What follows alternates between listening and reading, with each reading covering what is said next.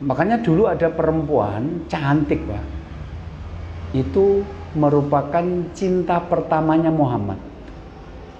Jadi Muhammad itu sebelum diangkat menjadi nabi, sebagai laki-laki normal, itu pernah jatuh cinta dengan seorang perempuan namanya Fakhitah. Terus karena jatuh cinta, Fakhitah ternyata juga jatuh cinta sama Muhammad. Akhirnya Muhammad datang ke ayahnya namanya Abu Thalib, melamar Fakhitah ini. Lah kok ditolak? Apa Muhammad kurang bagus? Bagus, Anda baca buku Syama'il Muhammadiyah dengan yang apa-apane. Ciri-ciri fisiknya Nabi diterangkan dalam hadis-hadis itu. Salah satunya apa? Nabi itu antara dada dengan perut itu rata. Jadi bapak-bapak nanti kalau pulang ke rumah lihat ngilo, lane antarane dada karo wetenge iki rata, berarti meh kaya Nabi Muhammad. Nek terus mendong sithik, berarti ora. Itu menunjukkan Muhammad itu apa? Six pack gitu loh. Salah satu cirinya begitu. Apa Muhammad kurang bangsawan? Ya Allah, dia darah biru, kayak birunya biru dongker, ora biru ndok bebek. Tapi kenapa Muhammad ditolak? Karena Fakhitah sudah terlanjur dijodohkan dengan laki-laki lain. Dan Anda bayangkan itu 1400 tahun yang lalu, itu sudah tradisi, tidak bisa ditolak. Dan laki-laki itu juga bukan orang sembarangan, dia juga laki-laki terhormat. Akhirnya Muhammad tidak jadi menikah dengan Fakhitah. Jadi nek tiga sinetron judulnya Cinta Terhalang Adat. Jadi jenengan seneng kono senengane jenengan urung ora karuan dadi bojo. Kudune ngono secara akidah. Ora penjenengan seneng kono seneng ras dadi bojo mati ya bunuh diri gitu loh, Pak. Jenenge orang di akidah. Muhammad nabi kita sudah ngasih contoh. Ternyata beliau tidak bisa menikahi perempuan yang beliau cintai. Karena apa? Terhalang oleh adat yang waktu itu memang kuat. Terus akhirnya Fakhitah menikah dengan suaminya, punya 4 orang anak. Yang nomor 1 namanya Hani. Maka nanti Fakhitah di kemudian disebut dengan Ummu Hani. Nah, terus Nabi Muhammad itu nikah dengan yang lain sampai 11, Pak. Kalau yang mengatakan 9 itu karena Khadijah dan Saudah sudah meninggal. Jadi ketika Rasul meninggal itu istri beliau yang masih hidup ada 9. Tapi kalau dihitung dengan Khadijah yang sudah meninggal sama Saudah berarti 11. Itu Rasul akhirnya kan dari kota Mekah hijrah ke Madinah. Setelah itu kan balik lagi ke Mekah untuk menaklukkan kota Mekah, namanya Futuh Mekah. Dan karena Mekah sudah futuh, sudah menang, akhirnya dakwah sudah selesai. Idza jaa nasrul fath. Jika pertolongan sudah datang dan kemenangan itu sudah datang, maka Muhammad kemudian pindah ke kota Mekah. Nah, orang-orang yang ada di Mekah itu banyak yang masuk Islam, tapi ada yang tidak mau, dan mereka melarikan diri dari kota Mekah karena tidak mau masuk Islam. Termasuk suaminya Ummu Hani ini. Jadi suaminya kafir, tidak mau masuk Islam, pergi dari kota Mekah. Nah, meninggalkan Ummu Hani dan 4 orang anaknya. Jadi Muhammad sekarang janda dengan 4 orang anak.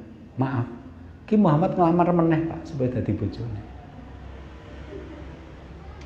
Itu menunjukkan apa? Cinta pertama pancen angel laline, Pak. Jadi umurnya kurang 2 tahun.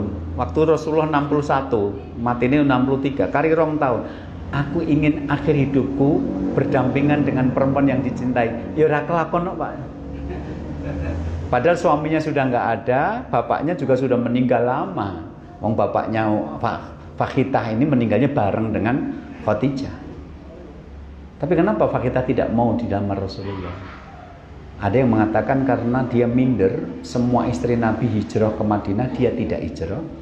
Tapi alasan yang paling logis adalah karena dia punya 4 orang anak. Nek seorang janda itu menikah lagi dan suaminya mantan masih hidup, itu kan anaknya dikasihkan suaminya itu. Kan kalau laki-laki dan perempuan bercerai kan yang menjadi mantan istri, mantan suami, tapi mantan anak kan nggak ada. Jadi kalau ada janda menikah dengan suami baru, maka anaknya itu dikeke bapake. Kuwi bapakmu nanti sok mati yo bapakmu yang wajahe persis kowe. Gitu loh. Begitu. Tapi pada fase kita kan nggak mungkin. Jadi kalau saya menikah dengan Rasulullah, anak saya mau tak kasihkan siapa? Wong suami saya pergi nggak tahu sekarang ada di mana, dia kafir kok. Akhirnya Pak kita memilih untuk jadi single parent, tetap didik anaknya agar jadi anak soleh dan soleha. Terus kemudian dia menolak lamaran Nabi. Kenapa? Karena udah sudah dibojo tenan. Kowe lek ngladeni iki ya tenanan, ora iso ngladeni bojo dengan alasan anak. Nggak bisa.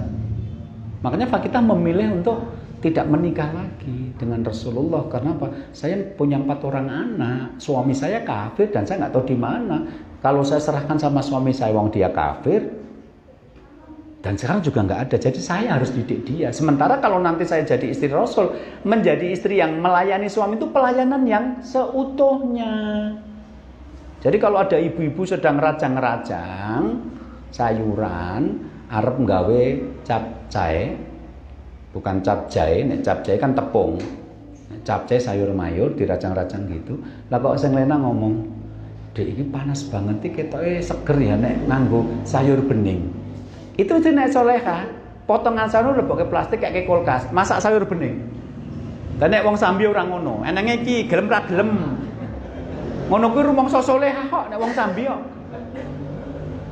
Makanya kalau betul-betul pengen jadi istri yang melayani suami itu harus fokus. Maka kita tidak mau lagi menikah dengan Rasulullah karena ingin fokus ngurusi anak. Aku nek jadi istri Rasul harus betul-betul all out melayani suami. Jadi nek digawe sinetron yang nomor 2 itu apa? Cinta tak harus memiliki, gitu loh, Mas.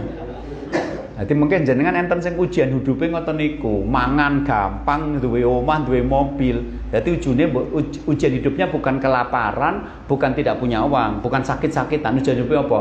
Ora iso nikahi wong wedok sing ditresnani. Ujian hidup niku ngoten, ujian hidupnya beda-beda. Ya, jadi ada kan orang sampai sekarang sudah punya anak, ternyata maaf, duitnya ya mapan-mapan ekonomine.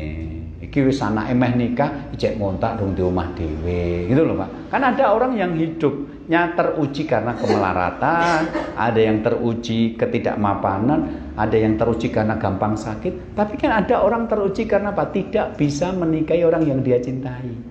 Ngaco ngeneng ra sing nyang kene. Yang hadir malam ini ada nggak yang ujian hidupnya adalah tidak bisa menikahi yang dia cintai? Loh, kayak ngaku nyang jopo. Kayak muni ngono mergane nyang jopo, coba nyang kene rawane. Kene ketok rupane yo. Yang kono kan ra ketok muni. Tapi itu terjadi pada Nabi kita, Nabi Muhammad. Beliau tidak bisa menikahi perempuan yang beliau cintai. Jadi cinta pertama Muhammad itu Ummu Hani ini, Pak. Cinta kedua nanti baru Aisyah. Istri-istri Nabi yang lain tidak dengan cinta. Istri Nabi menikah istri yang lain tuh dengan banyak alasan. Ada karena menyantuni anak yatim, karena menyambung silaturahmi antar suku, karena itu putrinya kepala suku nanti masuk Islam maka semua anggota sukunya ikut masuk Islam. Ada karena ingin membatalkan hukum jahiliyah kalau anak angkat itu kayak anak kandung. Maka begitu Nabi menikah dengan mantan istri anak angkatnya, itu membuat orang Arab paham, anak angkat, anak pepean tetap wong liya, tidak akan pernah jadi anak kandung kecuali disusui sama ibunya. Begitu. Berarti kalau jenengan nanti maaf menikah bukan dengan yang jenengan cintai, ya bisa. Wong Nabi Muhammad juga punya istri dari 11 itu yang dicintai cuma satu Aisyah, yang lain tidak.